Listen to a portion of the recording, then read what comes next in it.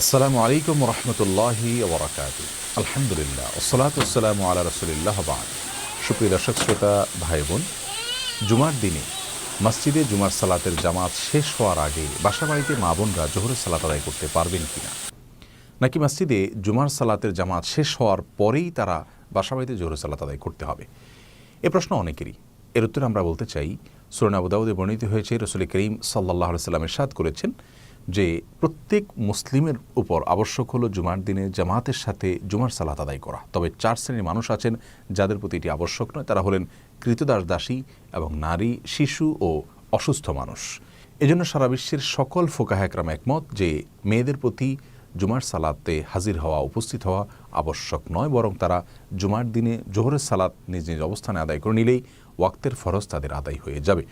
যেহেতু তাদেরকে জোহরের সালাত আদায় করতে হবে, অতএব তারা লক্ষ্য করবেন যে জোহরের সালাতের ওয়াক্তের ভেতরে সালাতটা হচ্ছে কিনা। আর জোহরের সালাতের ওয়াক্ত হলো সূর্য যখন মধ্য আকাশ থেকে পশ্চিম আকাশের দিকে কিছুটা হেলে পড়ে, তখন থেকে নিয়ে জোহরের ওয়াক্ত শুরু হয় আসরের ওয়াক্ত শুরু হওয়ার আগ পর্যন্ত।